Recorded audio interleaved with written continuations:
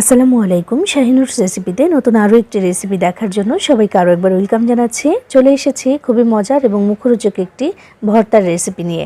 আজকে আমি চিংড়ি মাছ ভর্তা করে দেখাবো এবং এই ভর্তাটা একেবারেই সহজ এবং সাধারণ। অল্প কিছু উপকরণে মাত্র 10 মিনিট সময় হাতে থাকলে আপনি বানিয়ে নিতে পারবেন। এইটা থাকলে কিন্তু গরম ভাতের সাথে আর কিছুরই প্রয়োজন নেই। তো চলুন আজকে এটা কীভাবে বানিয়েছি সেটাই দেখে নেওয়া যাক। আর আপনি আমার ভিডিওতে একটা লাইক করে চ্যানেলটি সাবস্ক্রাইব করে পাশেই থাকবেন আশা করছি। ভর্তাটা করার জন্য আমি এখানে নিয়েছি কয়েকটি চিংড়ি মাছ। তো আমার কাছে না ফ্রিজে চিংড়ি মাছ ছিল না, এই কয়টা মাছই ছিল। তো আমি ভাবলাম যে একটু ভর্তা বানাই। তো তারপরে ভাবলাম যে বানাবো যখন আপনাদের সাথেও শেয়ার করি। খুবই সামান্য কয়েকটি চিংড়ি মাছ আছে এখানে। তো এগুলোকে কেটে বেছে পরিষ্কার করে নেওয়ার পরে দেখি যে আরও কমে গেল, একেবারে একটুখানি। এটা দিয়ে হয়ে যাবে ইনশাআল্লাহ। এখানে 1 চিমটি পরিমাণে লবণ দিয়েছি, 1 চিমটি হলুদের গুঁড়া আর খুবই সামান্য 1 চিমটির মতোই লাল মরিচের গুঁড়া দিয়েছি, এটা একটু সুন্দর কালার হওয়ার জন্য। এবার সব কিছু একসাথে ভালো করে একটু মিশিয়ে নিচ্ছি হাতের সাহায্যে। এরপর মাছটাকে ভালো করে ভেজে নিতে হবে। মাছটাকে ভাজবো এবং কাঁচামরিচ দিয়ে বানাবো সেটাও ভেজে নেব, তবে পেঁয়াজটা কিন্তু আমি কাঁচা ব্যবহার করব। তো চলুন এগুলোকে আগে ভেজে নেওয়া যাক। বিসমিল্লাহির রহমানির রহিম। চুলা একটা ফ্রাই প্যানে আমি দিয়ে দিলাম 1 থেকে 1.5 টেবিল চামচের মতো সর্ষের তেল। যেহেতু আমি ভর্তা বানাচ্ছি সর্ষের তেলটাই ব্যবহার করব আমি। এরপর তেলটা একটু গরম হয়ে এলে এর মধ্যে আমি দিয়ে দিচ্ছি মাছটা, দিয়ে এগুলোকে একটু ভেজে নিতে হবে। চিংড়ি মাছ তো অনেক বেশি ভাজার দরকার নেই, এমনিতেই তাড়াতাড়ি করে সেদ্ধ হয়ে যায়। তো এটাকে একটু ভাজবো এখন আমি। চাইলে কিন্তু এই ভর্তাটা শুকনো মরিচ দিয়েও করতে পারবেন। তো আমি আজকে এই কাঁচা মরিচটা দিয়ে করব এবং এটা দিয়ে করলে আমার কাছে একটু বেশি ভালো লাগে, তো সেটা দিয়ে করব আমি। তো মাছগুলোকে উল্টে পাল্টে একটু ভেজে নিচ্ছি আমি। চুলার আঁচটাকে একটু কমিয়ে রেখেছি, যেহেতু এখানে উপকরণ একেবারেই কম, পুড়ে যেন আবার না যায়, এই জন্য চুলাটা একটু কমিয়ে রেখে তারপরে আমি ভাজবো। মাছটা একটু নেড়েচেড়ে ভেজে নিয়ে এক পাশে করে দিচ্ছি আমি, দিয়ে তারপরে এখানে আমি এখন দিয়ে দিব কাঁচামরিচ। আমি কাঁচামরিচ নিয়েছি বেশ কিছু, প্রায় 10 থেকে 12টির মতো হবে। কারণ ভর্তা বানাচ্ছি, যদি ঝালই না লাগলো তাহলে খেয়ে কী লাভ বলেন তো ভর্তা। তো ভর্তাটা মোটামুটি একটু ঝালই কিন্তু ভালো লাগে, তো এই জন্য একটু বেশি করে আমি কাঁচামরিচ দিয়ে দিয়েছি এখানে। দিয়ে এগুলোকে এক পাশে ভেজে নিচ্ছি আর মাছটা আরেক পাশে ভেজে নিচ্ছি।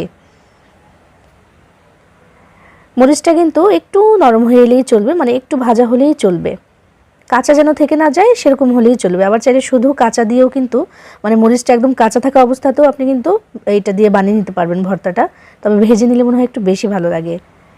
এইগুলোকে ভেজে তুলে নেব। আর যেই সর্ষের তেলটুকু আমি দিয়েছিলাম সামান্যই দিয়েছিলাম, তবে সেটা কিন্তু দেখা যাচ্ছে, দেখেন এই যে তেলটা, এই তেলটা দিয়ে কিন্তু আমি ভর্তাটা বানাবো। আমি এখন এই যে মরিচ আর মাছটাকে তুলে নেব, আর এই তেলটা আলাদাভাবে তুলবো আমি এখন।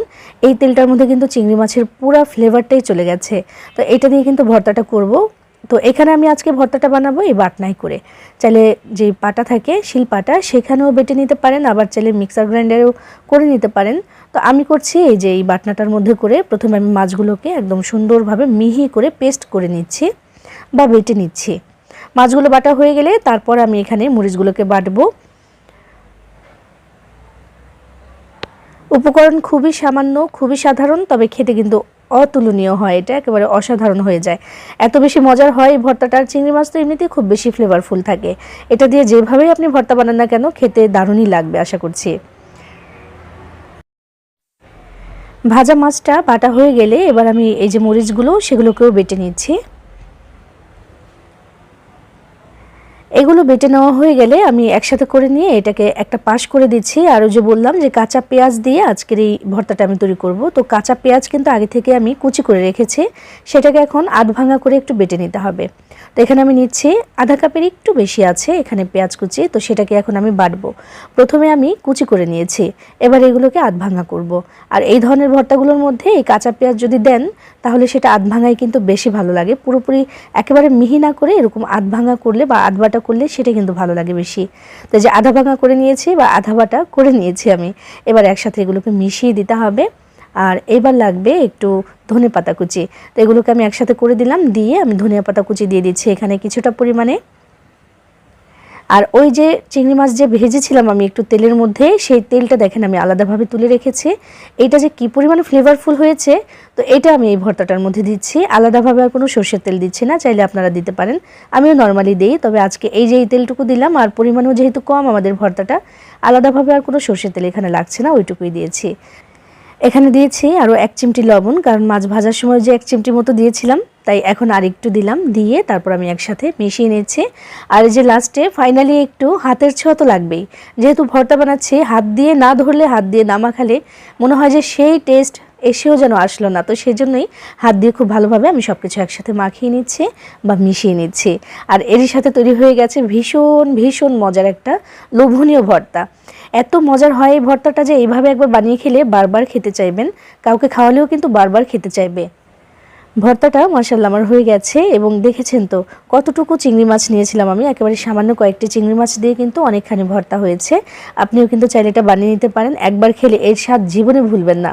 আমার তো আর তর্স হয়েছে না, আমি চলে যাচ্ছি এখন গরম ভাতের সাথে খাওয়ার জন্য। আর আপনারা এইভাবে বানিয়ে খেয়ে আমাকে জানাবেন কেমন হয়েছে। সবাই ভালো থাকবেন, সবার জন্য সবাই দোয়া করবেন। আল্লাহ হাফেজ।